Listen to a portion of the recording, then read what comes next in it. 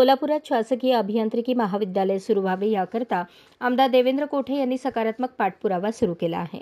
मंगळवारी आमदार देवेंद्र कोठे यांनी मुंबई येथे शासकीय अभियांत्रिकी महाविद्यालयाच्या मागणीबाबत मुख्यमंत्री कार्यालयात मुख्यमंत्री देवेंद्र फडणवीस आणि उच्च व तंत्र शिक्षण मंत्री चंद्रकांत पाटील यांची त्यांच्या कार्यालयात भेट घेऊन निवेदन सादर केले।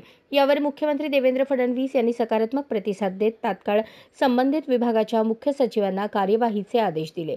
2016 साली राज्य सरकारने सोलापूर, लातूरसह अन्य 6 ठिकाणच्या शासकीय तंत्रनिकेतन महाविद्यालयांचे शासकीय अभियांत्रिकी महाविद्यालयात रूपांतर करण्याची घोषणा केली होती। याबाबतचा सोलापूर तंत्रनिकेतन महाविद्यालयाकडून शासनाकडे सादर झालेला प्रस्ताव प्रलंबित आहे।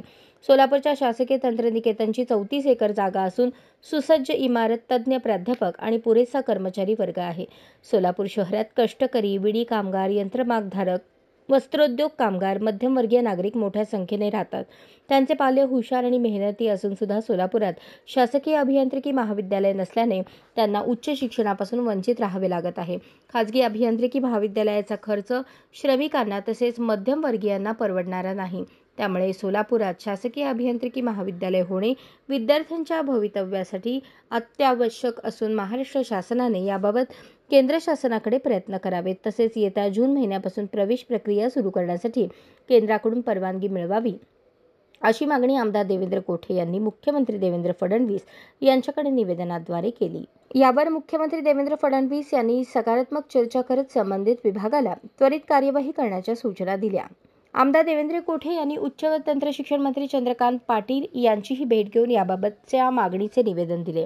यावेळी उच्च व तंत्र शिक्षण मंत्री चंद्रकांत पाटील म्हणाले, सोलापुरात शासकीय अभियांत्रिकी महाविद्यालय व्हावे याकरता मी स्वतः पाठपुरावा करेन।